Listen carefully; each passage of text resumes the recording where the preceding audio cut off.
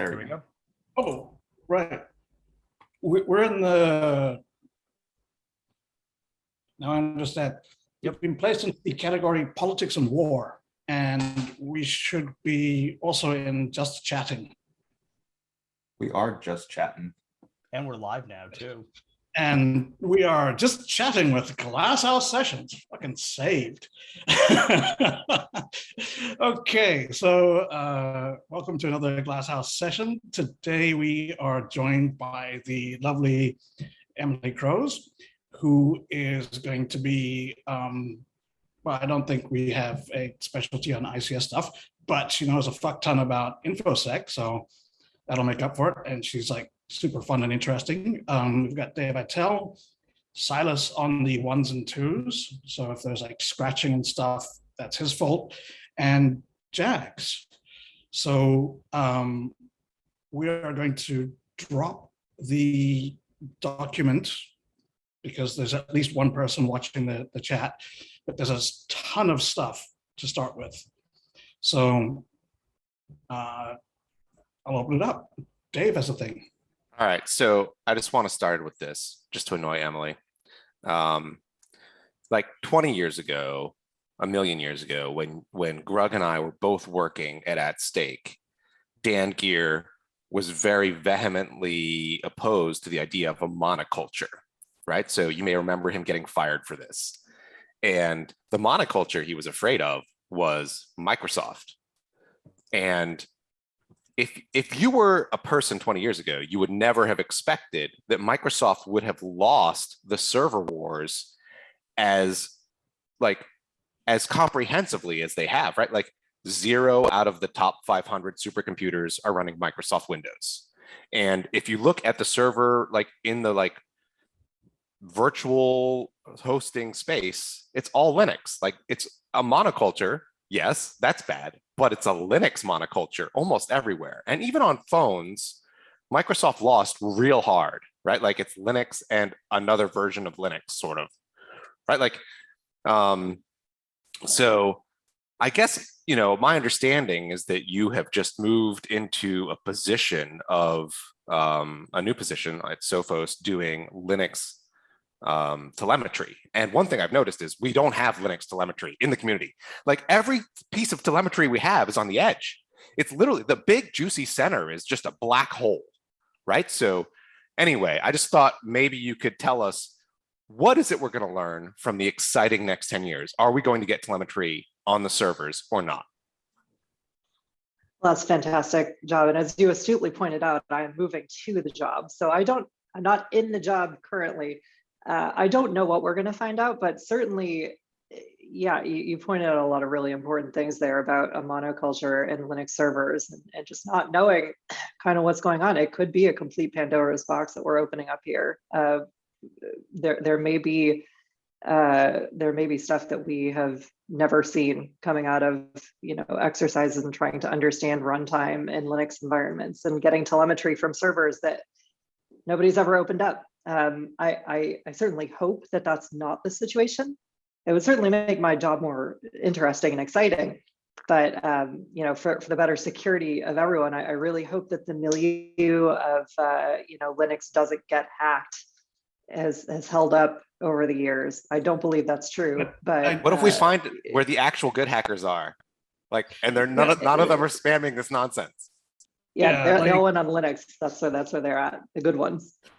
Like the Linux monoculture is interesting in weird ways as well, because like, you know, while all of these like user lands are ever so slightly different, you know, I think that there's 2 or 3 different ones that you could have, like Alpine, Debian, or like CentOS, like that's it. But all of the kernels are basically the same and they're all old and shitty and no one ever upgrades them. And so like, if you can get any sort of command execution at all, you get root. Like there's an LPE for whatever version you're running. I think Dirty Pipe is going to work on like everything for years now. And so there just has to be a lot of Linux stuff out there because getting execution is like super fucking easy because everyone's got PHP apps. So well, there's another interesting thing there too, as part of that discussion that, yeah, as Dave pointed out, like Microsoft has fought a war against open source for decades. And the fact that it's been supplanted completely in cloud is just like, it's mind blowing that they kind of let their lead die on the vine there. And so like the consequences of those decisions made, 20 or 30 years ago are gonna come to fruition here pretty soon. And I don't know what it's gonna look like when we actually start looking in there, but it's probably not gonna be very clean. Yeah, but that's supposing that cloud and phones are going to be big, which, there's just literally no indication that that could take off. It could still be desktop as far as we know. The most exciting thing Microsoft has done in 10 years on their OS is put Linux on it, right? Like, you know what I'm saying? Like, is that not weird? Impressive. It took me, you know how many years we spent putting Linux on fucking Windows boxes, and now they do it for us. So, yeah, that's not bad. So But, I mean, it's funny to hear about like the war on open source because it's not wrong. It's just funny to see the turn now, right? Like who owns Red Hat, who owns GitHub, who's supporting like all these projects. There's Linux on, there's WSL on Windows. It makes me wonder what the real terms of the war are now, right? Like, is it just ownership of kind of the servers? Or are we still in any kind of like software adoption kind of war? Well, like there's a lot of interesting stuff going on with open source that we touched on a couple of weeks ago, which was about the supply chain shit, right? Where open source has been adopted for cost reasons in a lot of places, and it sort of ended up becoming like just ubiquitous.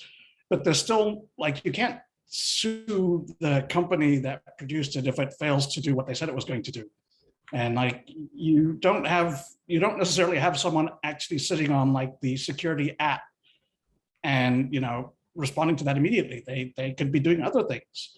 And now that it's won, like, is that going to have consequences that we do not like? It is not reasonable to expect that level of maintenance from something open. I mean, it's hard to push on open source developers because, again, it is a volunteer act they're doing. They have no onus to anyone. But the other thing as well is now when you take an open source project, and it goes back to that XKCD thing, but in a slightly different way, with the entire block castle resting on the tiny spoke, we're going to continue to find those tiny spokes. And instead of it being like, oh, well, you're only going to have, instead of it being this RCE only works against Solaris boxes on these versions, it's like, oh yeah, that library is now on everything and everything except for like weird obscure calculator based operating systems or things like that. Like all of a sudden you get cross-platform RCE vulns and things.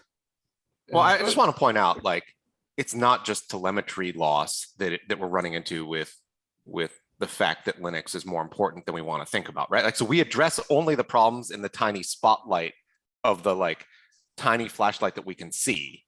And like all of the people who've been trained on how to do incident response are trained on Windows, right? Like all of the like automated machine learning analysis techniques, it's like large, okay, Silas is like, no, we do a little bit of Solaris because we got that one Korean company that one time.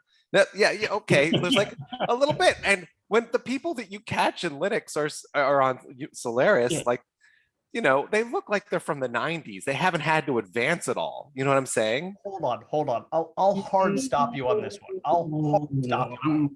And the thing is, and the reason I'll call you out is the thing is like we've seen like plenty of Linux exploitation over the years. Like it's not just like the Solaris crowds, but also like what was it, like EPT41 with message tap back in the day, siphoning off like all kinds of stuff there. Like they know how to do it. Like even like Treads or Winty, it like there's been wide adoption of Linux in the attack side for a long time. Like the tools are there. It's now just a case of, as I see it, like awesome, you're gonna get Bashlight to run on Windows and Android and everywhere you could possibly ever want to run it.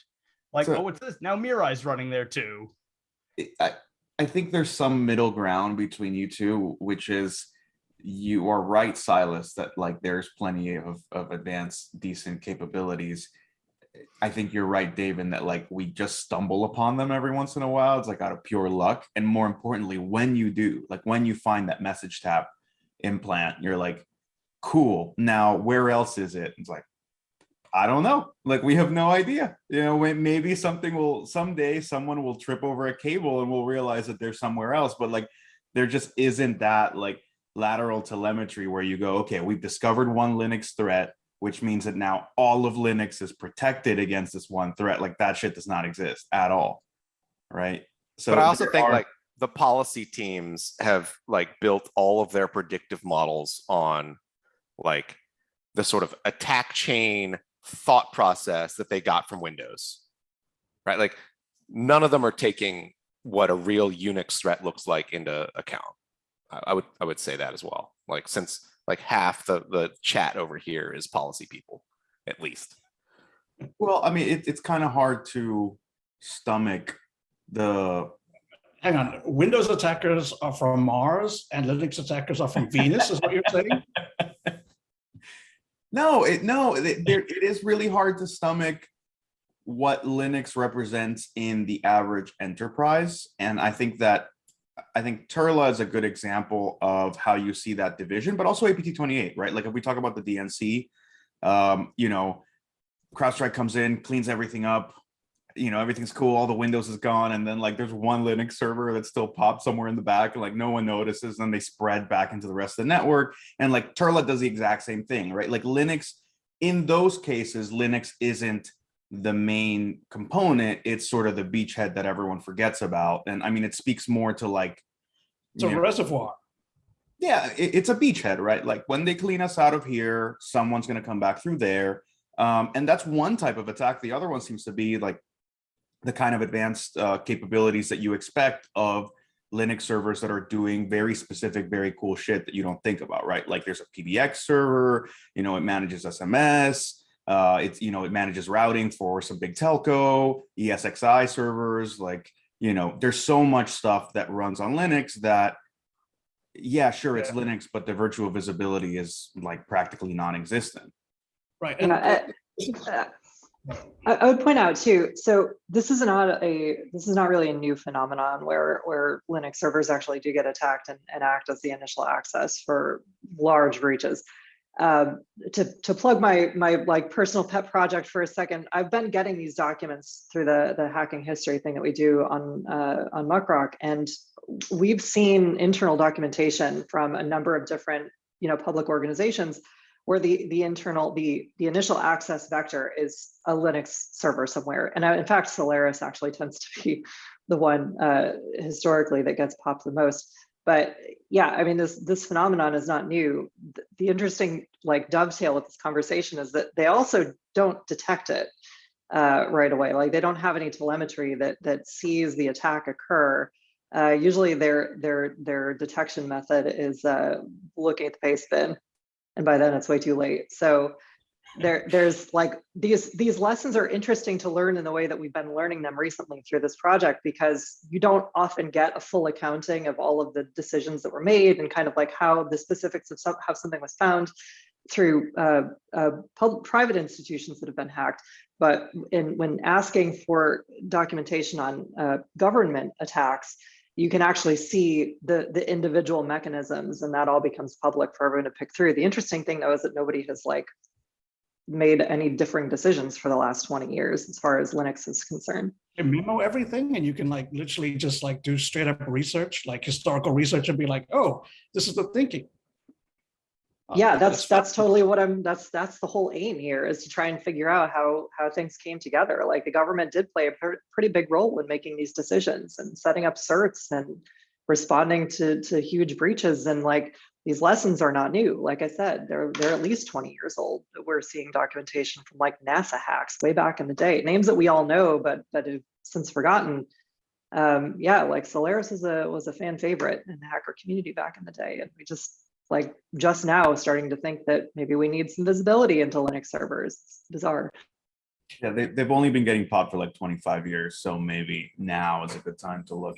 I mean, I think there's definitely a culture. Go for it.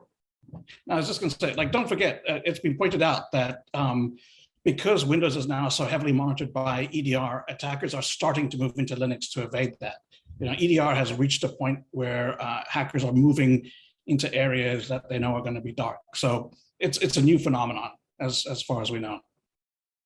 Brand new, never happened before. No, there's something to be said about there's something to be said about having greater visibility both on Linux and on Mac, right? Like those are the typical kind of dark spots that shouldn't be dark, right? Like there's no reason why you can't have a better endpoint agent on either. It's harder, it's not the same architecture, but like you definitely can. The thing that we've been struggling with this week has been all of the bullshit embedded devices that for which it is a little more it's a little more difficult to hope to standardize visibility, right? Your modems, your routers, your firewalls, your so ons. With the FBI indictment and sort of their operation against Cyclops Blink and taking it down, like super cool that they're getting across to this. Same with VPN filter, precisely because it's something that like we have no clue what to do with, right? Like what do you do with 500,000 modems somewhere? Well, like Mirai managed to solve the problem of being able to run seamlessly on a large number of devices. Why can't you guys? Mirai was a bunch of teenagers. You guys have like millions of dollars in funding. This is embarrassing. Well, let me clarify. You should be embarrassed that you weren't there first. So hold on. Let me clarify how Mirai is cross-platform. Literally, what they do is they try and run the first compiled copy of it. Then they try to run the second compiled, and they keep trying to run copies of it until something runs. So it's just a throwing it all against the wall. And what is the solution that you guys have adopted instead?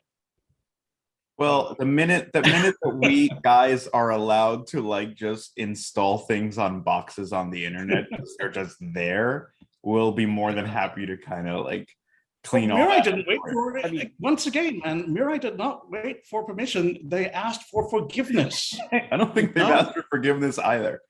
They could, that's still open. The door is not shut on that one. This does remind me, it takes me back to my days looking at struts logs and seeing struts injects that are just like aligned to a server. And then that server directory just being full of differently architected versions of Mirai. Like it's like a choose your own adventure novel. Yeah, it's just all the same shitty adventure, but in different fonts. Right. Like just... Yeah, it was very anticlimactic for me to find that. I'd be like, yes, I found one. And then I'd be like, oh, it's the same. Everything is the same. So it sounds like Emily's new job is both important and very easy. And so yes. Yeah. I'm just gonna kick my feet up and really just chill. Oh, Linux malware.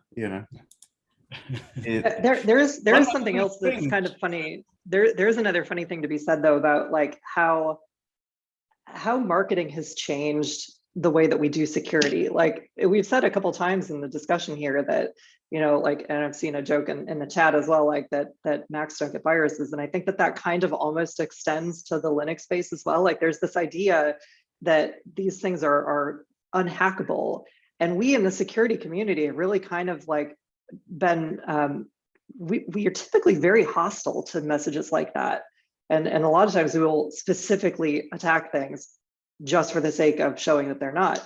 But for some reason, the marketing that Apple's done over the years has been like wildly successful and has reached people in ways that almost no other messaging has really before. And so it kind of leads to this problem that we've in a way, I'm gonna like tie this to COVID in a really weird way. It almost becomes this like testing problem, right? Where you don't know that you got an outbreak because nobody's doing testing. And it's the same kind of visibility problem here. Like you can't prove it because nobody's doing the monitoring to determine like how bad this problem is. But it is fundamentally the same problem. I think you have different. Oh, go ahead, Silas. It's also really hard too because of the borrowing of code across things. So even if you do detect something and it's like this triggered on a Mirai signature, is it going to be Mirai? Because I had VPN filter stuff also trip, and I think one of the other nation state APT ones was like triggering also on like a bash like signature or a Mirai signature. So filtering down from there further is even a big problem.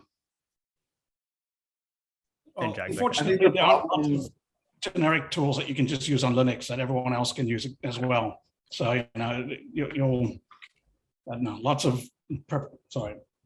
No, I think it's just, we have to kind of separate the problem between sort of the Mac and the Linux versions of the problem, because there are, like, to Apple's credit, there's definitely a higher security posture for certain types of devices like the iPhone, right? Like there's definitely a higher threshold. Now, does that mean that there's no hacking? Of course not. We all know that it's there, that the capability is developed, that it's been commercialized, that it works very well, and that we all suck at detecting it because we have zero tools for it.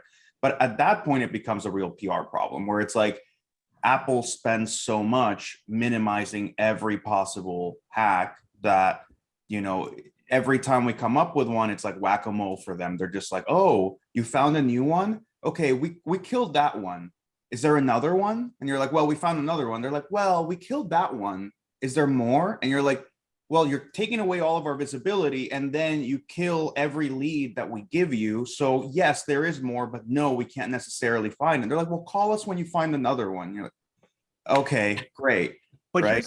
here's an important distinction. I've got a couple questions that I want to throw to with this. Like, does Microsoft do that? It depends. I think Microsoft treats different things differently, right? Like, I think the Microsoft that responds to vulnerabilities is different to the Microsoft that responds to issues in Azure. It's different to the Microsoft that deals with like APTs and malware. Like, I think Mystic is the best version of Microsoft, right? Like, they are researching things, they're investigating everything. They try to put out reports when they can. They share stuff with the community. The Mystic guys are awesome. MSRC depends on the season, right? Like, who got hired, who got fired, what asshole VP took over MSRC, sorry. But like, there's different times, right? There's times when like MSRC is getting all the resources that they need and they're really quick to respond. And then there's times when it's like, hey, print nightmare is here and we're gonna do 3 patches and still not fixed. And you just you feel like MSRC isn't necessarily at its best. And I do get the sense that that's more to do with like weird organizational shifts, because we've seen people in the community that we like that have gotten MSRC to tip-top shape in different seasons. So to see it kind of fall down in its response time and its ability to function well, that makes me point more at like what's happening with your org, like what are your executives up to, more than are you capable of doing things. And then to kind of round out that answer, Azure is its own world, right? Like, Azure is a whole different beast, and good luck with that. Because the thing I keep seeing with it is Microsoft, it feels like for a long time, has never attempted to be the full security umbrella around Windows. They're not protecting the individual, like they'll protect the individual Windows user in bulk. But it does feel like, and as much as I often am critical of Apple as well on like providing lower level access to endpoint telemetry products and things, they are essentially trying to do the role of an EDR product and a platform and a hardware company all in one. So yeah, I think it's hard. I mean, I favor Microsoft in all this, right? Like, it might sound like I'm being harsh with them, but I definitely favor Microsoft's approach in the sense that, like, even though they're trying to compete in the security space, which you can have arguments about, and obviously the EDR vendors are not happy about that idea, at least they're not shutting the door on you being able to have your EDR product, whereas Apple is, right? Like, Apple does not support the idea of any security products. They would, in a sense, it entails that they're taking the responsibility onto themselves. And then when you ask them to enact that, then you get some very dry responses. So that's where I think there's like, you're taking agency away from us, but then you're not really using it effectively. And I think that's kind of reprehensible about it. Well, to tie that back though, like what we're referring to throughout this entire conversation is another one of these very old arguments. Like, it's in Apple's best interest to defend that idea that they're the most secure platform because Apple just doesn't get viruses. Like, I've heard that so many times throughout my career, and I still haven't seen significant challenges to that, like basic ID on the consumer front. So if they were to let in third parties to do EDR on their platform, like they would have a difficult time, I think, maintaining that milieu, just to add to that specifically, if you are an EDR provider, you can't never find anything, right? It's going to be in their interests to start alerting on fucking just some stuff to show that they're like, you're getting value for money, you know, like, hey, we've noticed that, you know, an SMS has arrived. This is unusual, you know, like, Well, like, turn on more, like we find things, people find things all the time. Like, I think, so my issue is Apple is limiting the aperture. They're like a lot. And then we still find things, but every time something comes up, they're like, we have an XProtect rule for these hashes, no big deal. And you're like, we're pointing at the tip of an iceberg that we were just so lucky enough to trip over. Could you please? And they're like, no, we took care of this one. So that's where the PR game comes in, where it's like, I don't mind that Apple wants to market itself as a security platform du jour. Great. But like, tell me that you're doing the work, right? Like, tell me that you are doing such a great job managing your walled garden that it's not that there are no viruses, but like, you're doing such a damn fine job that there's no reason for any of us to even bother, right? Like, Apple's got this. Yeah, and that's just not the feeling, right? Nobody wants an audit, you know, and so like when we see something like Pegasus occur, which is kind of the elephant, I think, in the conversation right now, like this drastically bad problem that occurs in iOS text, you would think that that would be the thing that would cause people to say, like, maybe this isn't as secure as they sell it to be. But they're sure as not hell not going to let people in to actually like look under the couch and see what's there, you know, like, but that's the whole thing. It's in their best interest not to do that. Yeah, there's been this quote floating around attributed to the Grug, and I don't know if it's actually yours or not, but what was it? You know, your perimeter is not the edge of your network, but like the edge of your telemetry. And I think that's where I get kind of mad, because I don't mind that there are issues. Every piece of software and hardware is going to have problems. I don't mind that at all. I'm not trying to like give Apple a hard time because they are just as vulnerable, or maybe a little less so than anybody else.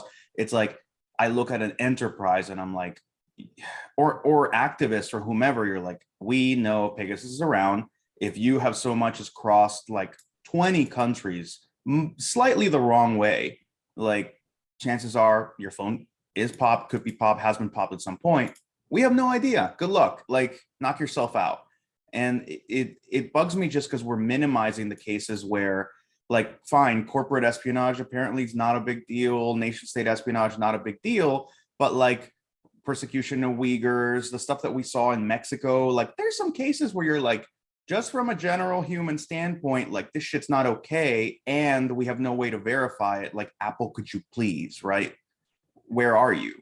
Well, I think there's like a weird, fun contention between NSO Group is the only team that's ever been able to do this reliably, and you can attend an iOS security training where you do kernel exploitation at Black Hat, right? Like, I love that those two things exist in the same world, and in our minds, they exist in completely different compartments. It's brilliant. It's beautiful. It's a beautiful part of who we are.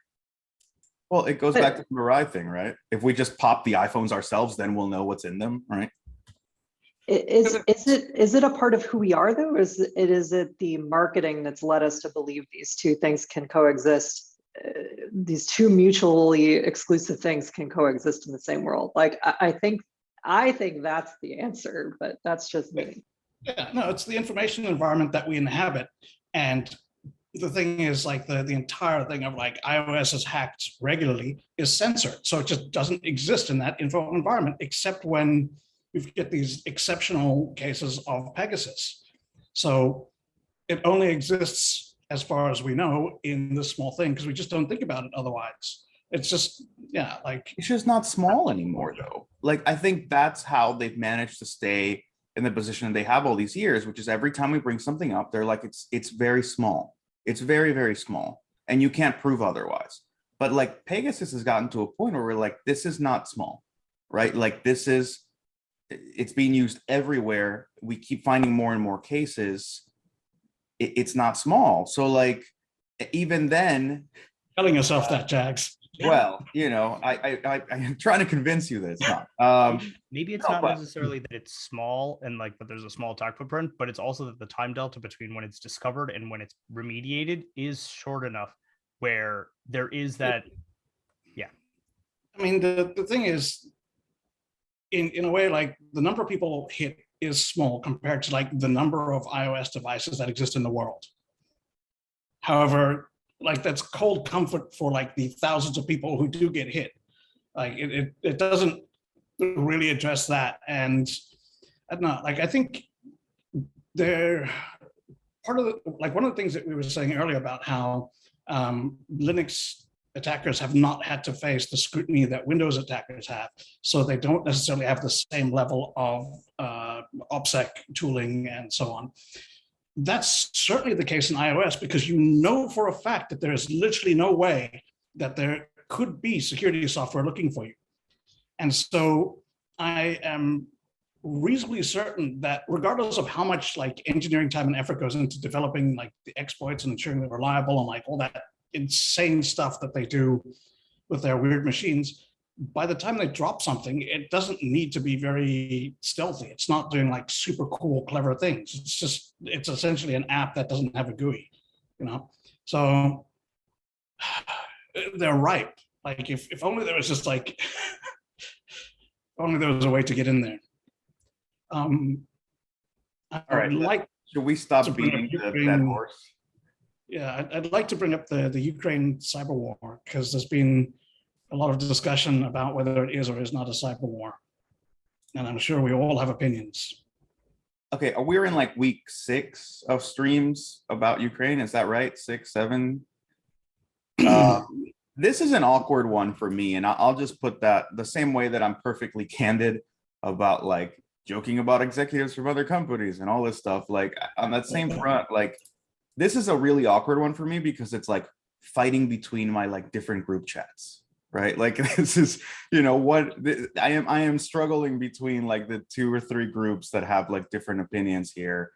And I think there's a lot of validity on all sides, which sucks, right? Like it's kind of, we don't want to raise the specter of cyber war as this straw man bullshit argument that that it's been, right? Like I think that's where I disagree with, you know, the kind like that stupid Washington Post article, the op-ed about like, oh, you know, there was no cyber war at all. And it's like, well, why? Well, because we expected cyber war to be like you're having a nice cup of tea on your fucking armchair and like, boop, oh, the lights went out. War, like that's what we expect. And the hand appears and it's, you know, like you know, dripping with like fucking green 1s and 0s. Right, that's what we're looking forward to. And shields up, commander, right? Right. And I think that that's actually kind of a big factor here, that what we're seeing happen in geopolitical conflict, like during wartime, where nation states are using cyber as a piece of their combined arms effort, is that it doesn't look like what everyone thought it would look like. You know, we've been selling this idea of cyber war for like since 2000 and waiting for cyber Pearl Harbor or whatever.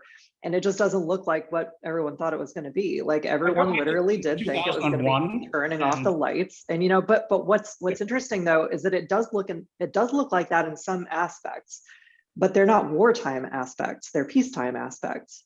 So the entire paradigm of like how you apply cyber as a means of geopolitical deterrent has only, like the way that we tend to think towards that idea, the way we tend to think about it is in the way of like, this is something that happens in war, when really it happens in peace more than it does like when there's actually people going into a country. So adding to your point, Emily, and I don't throw my like ambiguous pigmentation around a whole lot, but like I think, or Dave's, I do think that there's definitely this kind of like Western centrism to it all, where we've been belittling Ukraine for the better part of like 6 years or so as like the testing ground of Russia, the like whatever bullshit mythical place of Russia. And you're like, I'm sorry, they have gotten it all. Like they've gotten the power shut off. They got the like fake ransomware as wiper supply chain attack. like apart from like all the espionage you could want, and now they've had more wipers than we've ever seen deployed collectively by any nation state ever. Like put combined, everybody's wipers. They've gotten more in like the span of 3 months, but we're still looking at them like, well, when it happens to a real place, we'll have very different conversations. You're like, what do you need? What do you want? Like, You know? look, Could you have everyone was like 2014 Ukraine army sucked balls. In 2020, we were expecting the same fucking thing. And when it didn't, we were like, okay, you know, reasons why Russia underestimated the Ukrainians. And like, that's now a whole thing. Article, right? But in cyber, that hasn't happened. We're still like, well, clearly the problem here is that Russia can't perform. It's got nothing to do with Ukraine. I've had that question so many times from people like, why haven't we seen a big cyber attack? And I'm like, because it's happening. I don't know what to tell you. It's just not happening in the way that you like, you're not tuned into it. You just, your eyes aren't adjusted to the light of what cyber war during wartime looks like. Like you're talking about two very different things here. And the public, I think, is just now kind of maybe basically in a very teensy level starting to understand that maybe. So I follow the Ukraine cyber army, and I'm watching the stuff they're doing every single day. And the thing is like, sure, you're not going to see it if you're sitting at home and the 4 websites you visit are Reddit, Twitter, CNN, and The Atlantic or something. Like, I'm sorry, but you're not in the attack range of where these people are hitting every single day. And the thing is like, it drives me a little nuts on this, because the thing is I feel like they're trying to imply, like a lot of the argument tries to imply that cyber war is in some way tangibly different than other things. Or do we just have like Navy wars where all of our navies go and fight off down in like in like a very like isolated area? Like, no, things are combined efforts. Like we see these things happening in parallel, and there's soldiers in Ukraine who are literally running like a mobile app that's DDoSing a Russian bank in their pocket while they're off doing other things. Like, so I think one of the things that people are missing out as well is just like the sheer range of cyber things involved. And there is a huge amount. Some of it's really crazy, right? So like we ignore that the Russians developed kill lists based on stuff from hacked databases, right? Now that might not be direct cyber, but that I think is fairly relevant, that like poor cybersecurity over here leads to names appearing on lists over there, leads to like death squads. Then there is all of the stuff that's happening in the mobile phone space, which is absolutely fascinating, right? Like the Russians keep getting these dudes to like put together like SIM banks to allow for anonymous calling. They keep sending like offers and threats to mayors telling them to like surrender or that they've been defeated. They're hacking various people, like they hack fucking social media accounts and then say things like, you know, I surrender, or like, oh, we're defeated, it's all going really badly, everyone has to run away. Like there's just huge amounts of stuff going on, and it's always about like, is this useful for advancing the political objectives that are necessary for like this part of the war? It's got nothing to do with like, will this be big and splashy and interesting to people in the US when they read about it? Well, Like we're right back to the Apple PR argument, right? Like, well, here's something. Well, it's not that big, right? Like we are in a situation where I think if we were all more honest, particularly all the vendors doing threat intel, except for Microsoft, because they have a real advantage. Like, I mean, God bless Microsoft, they're working their asses off. They have more telemetry than anybody else, and they're putting it to good use. But most people aren't seeing what's really happening inside of Ukraine and to what extent. And we're having these tabletop arguments with armchair commentators about like, well, does that rise up to your threshold? And your threshold is nonsense, right? Like it's a threshold that has nothing to do with the realities of all-out war, right? Like the power is going to go out in this area. We have no idea how long, you know, you're going to be online, or like if the people in that one institution you wanted to target aren't going to have to like pick up their weapons and run out onto the street instead of like clicking on your phishing email. So what do you expect investment into the cyber portion of all this to be? And I think it speaks to that same naivete that comes with like, we haven't had a ground war in the US in a very, very long time, thank God. And hopefully it'll remain that way for a very, very long time. but it makes it very easy to sit in like your DC think tank and be like, well, surely we'd all be on our computers or watching CNN, so how will they attack us, right? Like it's just a disconnect. Is it possible there's also a disconnect in that we did, like in the same way that we did not know what a combined arms approach would look like in offense, we also did not really realize what a combined arms approach in defense would look like. And a lot of rules got thrown out of the window early on in this war. We were declassifying intelligence, within a day, putting it on the internet and being like, look, this is what the Russians are going to do next.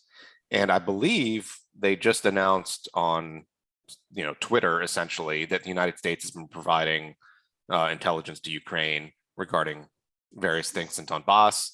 No way, you don't say.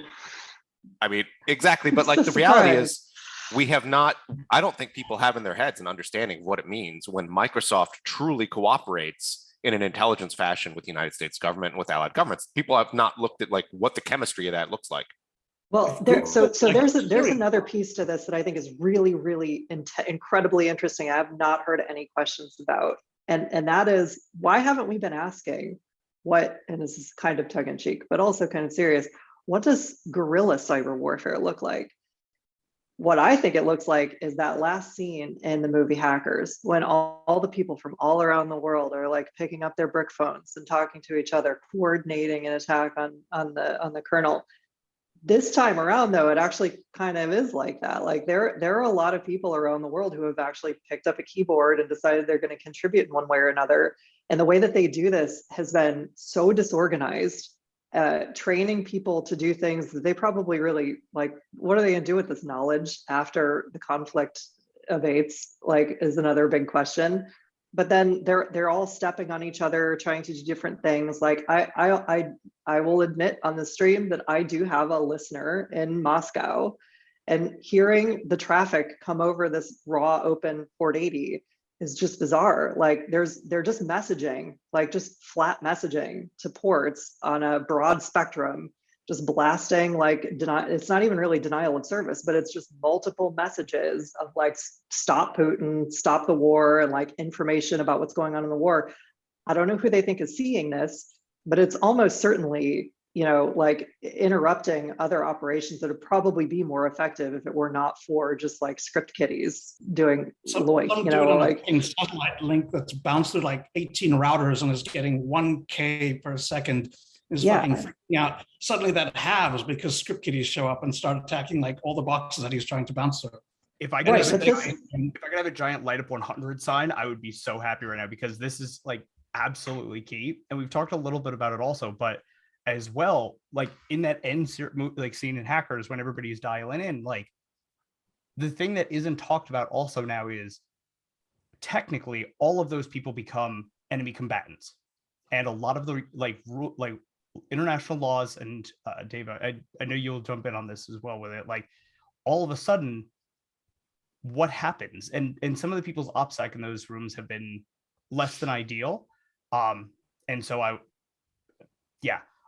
don't talk about where you live in general, but I had a guy on here fucking weeks ago who was trying to like buy a laptop from where he lived, go and hack shit, like and anyone who makes it to here is probably at the high end of skill level for those sorts of groups. So yeah, like OPSEC, not a thing. So it's showing kind of the weak reality of it all, and like that includes like, and like this is where I like piss off Anonymous and I get fucking trolled on Twitter all day, but it's like there is definitely a compositional difference of skill to the Anonymous of today versus the Anonymous of like 2007 or 8. And it shows, right? You have a lot of well-meaning people who really, they're like, I'm stuck in wherever, I can't do shit about this awful conflict. Like if I can at least like help DDoS a website, like I'm in. And I mean, it's fine.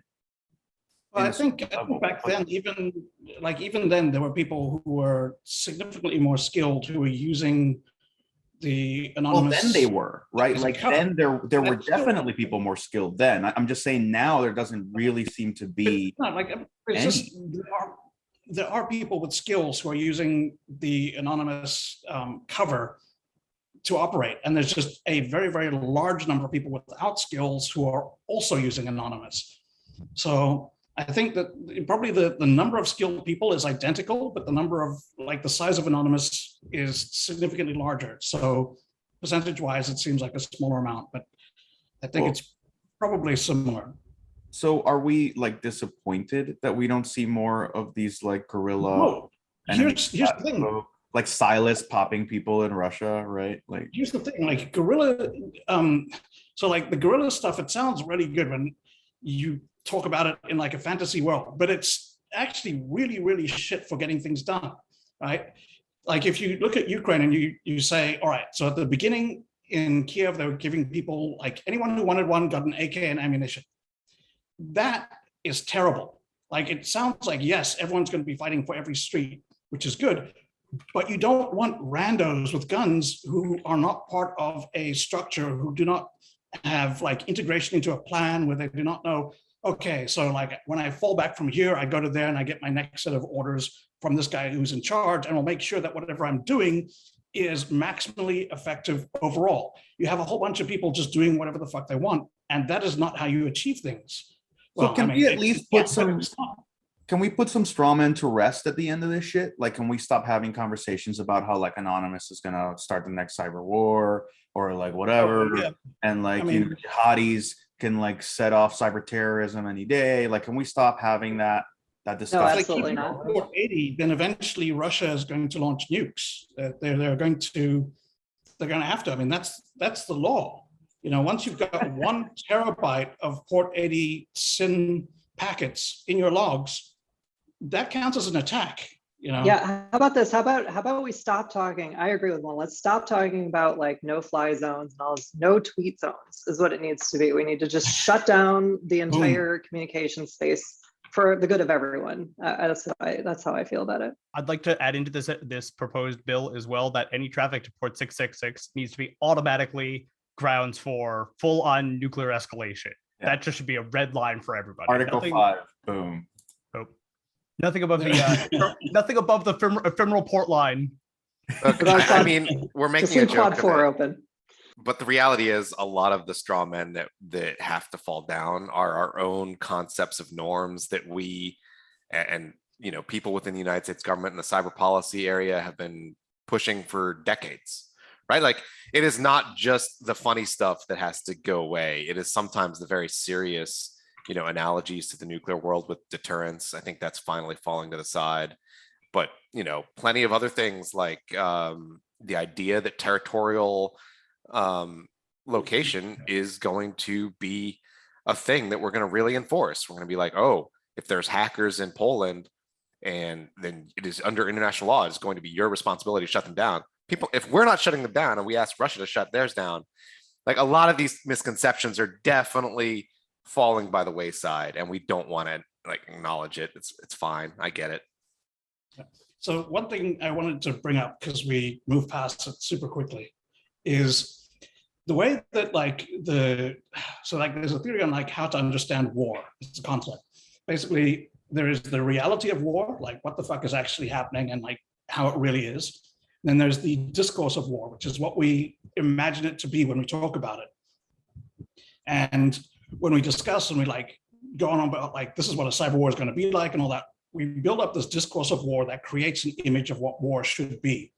And then when the reality shows up and it doesn't match, there's a few things that can happen. So one of them is that the reality of war can force the discourse to shift to match the reality. We could go, oh, we were wrong. Let's change how we were talking about it.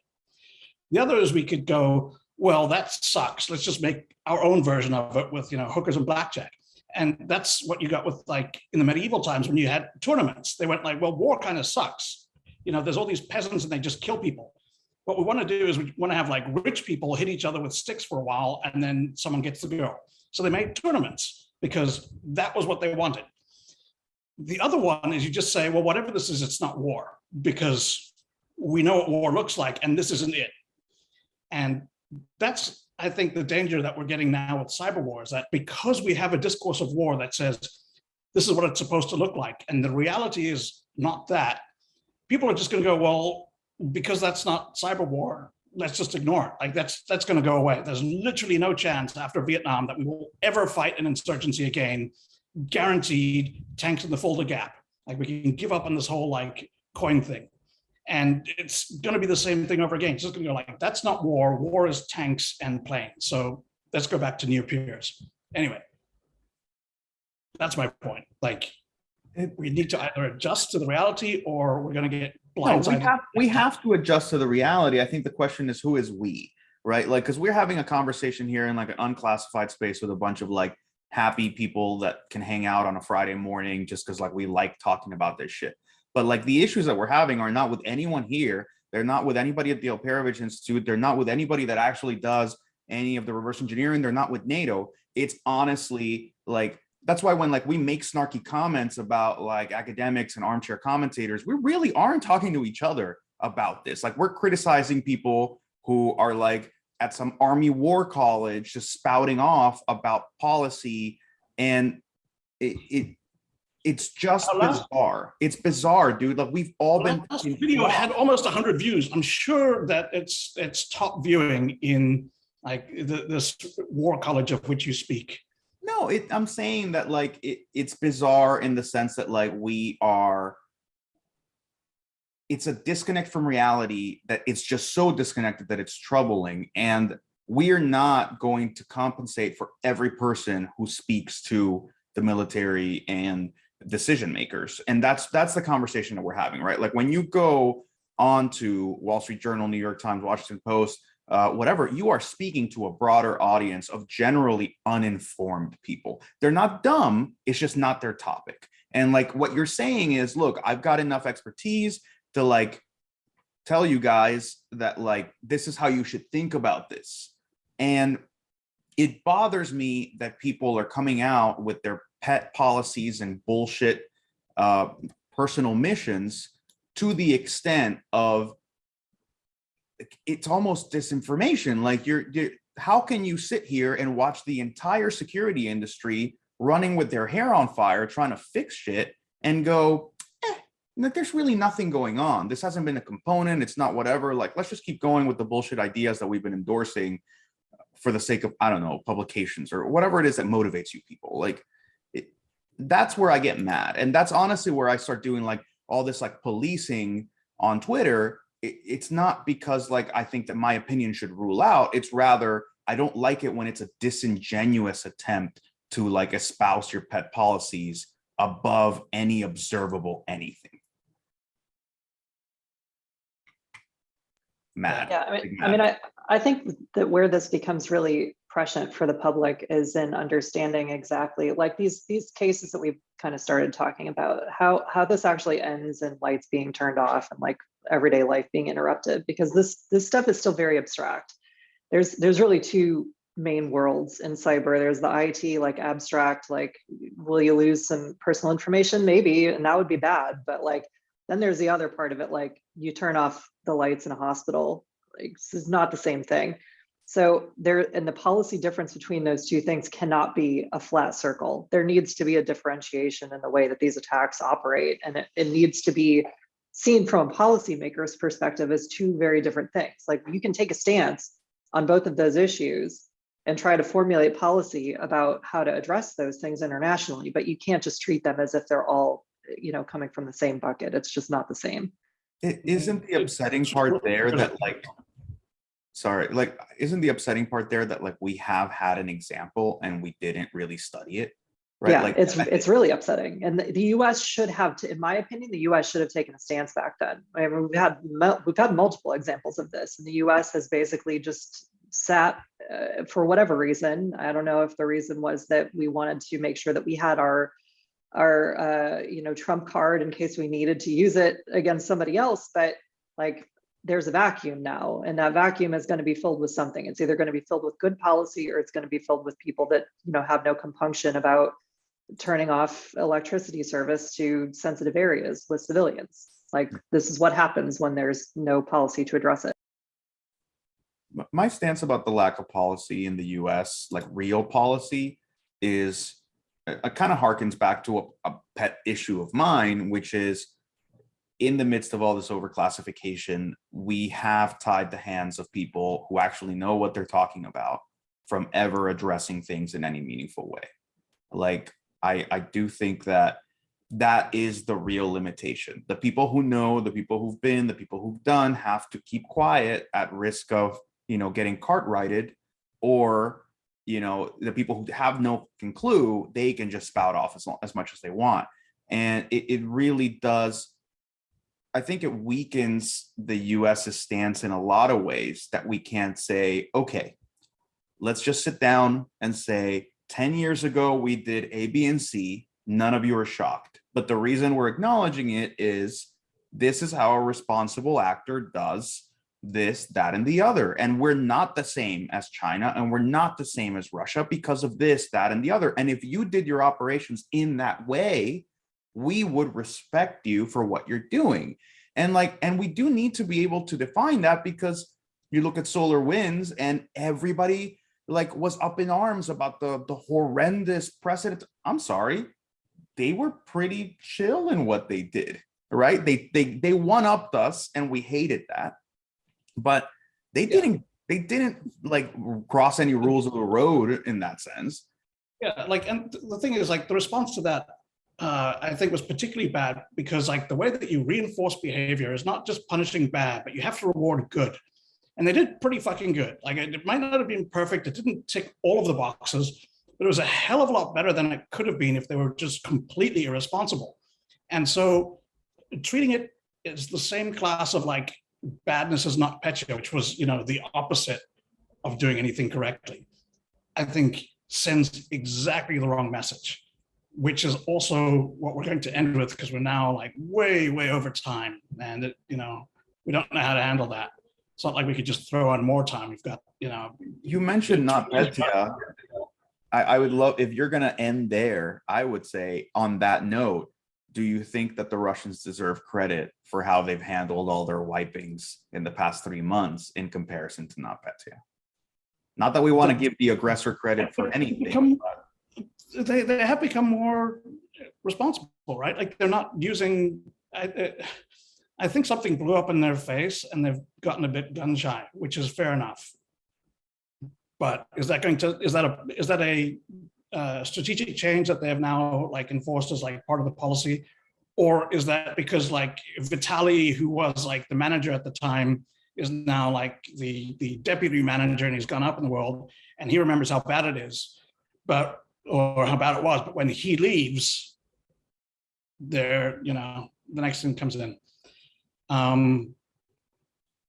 But I think we're going to have to save that for either next time or the follow-up discussion that we were going to schedule now, because we keep going, or we can follow this up on Twitter. You can hit us up on Twitter.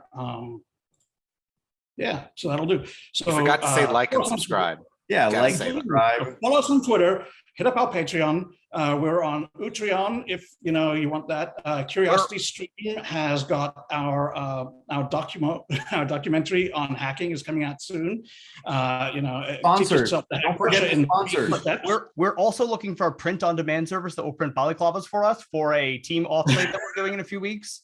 So if you know print on demand, what are you using? I just want to take a minute to talk about. Let's talk about our VPN providers and the Zetter. We talked a lot about cybersecurity, and one thing you will not have to worry about is cybersecurity if you have a VPN. So our sponsor WiredGuard has told us that. Thank you for coming today. Shit, he really did get WiredGuard money. Well, thanks everyone for showing up. Comment. It helps with the algorithm, and we'll see you next time. Bye.